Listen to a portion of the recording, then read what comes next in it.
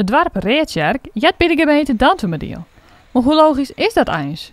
Reertjerk is een onderdeel van Trinwoorden. Eigenlijk altijd al west, maar we vallen onder Dantumerdeel. En er is een paar keer een enquête geweest richting de burgers. En daar kan dan verschillende uitkomsten uit. Maar wij vinden het eigenlijk tijd, gewoon de laatste denkjes met het ophalen van containers.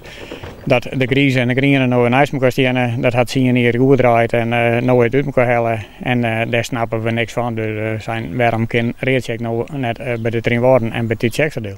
Maar is zulks mogelijk? Zeker bij zaken mogelijk. Die zien we dat ik al door de eeuwen in de sjoend.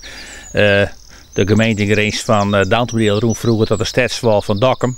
En dat is in vroegere jaren is ik een deel van het groengebied van Dantumerdeel naar Dokkum gegaan. En ze hebben in 1984 maar een herindeling is bijvoorbeeld bedaard wat voor de helft bij Dantumerdeel jaren en voor de helft bij Verwerderdeel is helemaal naar Verwerderdeel gegaan. Dus het is net een onbekend fenomeen.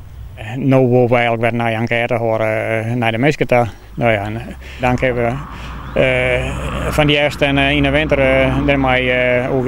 En dat de burgemeester en wethouders van het Tjeksterdeel in januari bij ons op bezoek komen bij de Warenbelang, dan gaan we misschien wat antwoorden te lezen. Ik snap de vraagstelling, want sociaal ben ze helemaal op het Trinwoorden richten.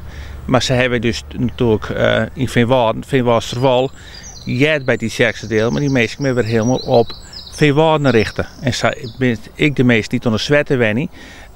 Vallen onder Noordburger, maar sociaal ben ik helemaal onwezen op Dantumerdeel, CQ Veenwoorden. Dus de spelen ding, en het is goed dat je ze maar met elkaar zo hebt van joh, wat is nou wie ziet. Je moet een rijbewijs hebben, je ermee af naar dan boorden.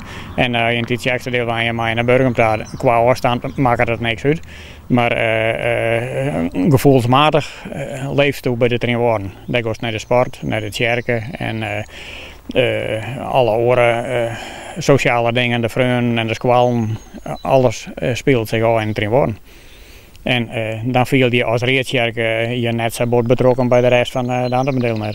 Nou, wat kan voor Reertjerk betekenen? In die zin van positief maar hun mij denken van wat ze kennen. De meesten moeten het zelf onvielen van welke kant we uit. En betekent zo, er zijn grote huizen die nog verkocht worden. Dat zijn Trinwoorster mensen of om Utenswij. En het is net dat ze zeggen van nou ja, ze komen uit de rest van de andere deel naar Reertjerk. Een nieuwe enquête, maar dus voor duidelijkheidswaardig.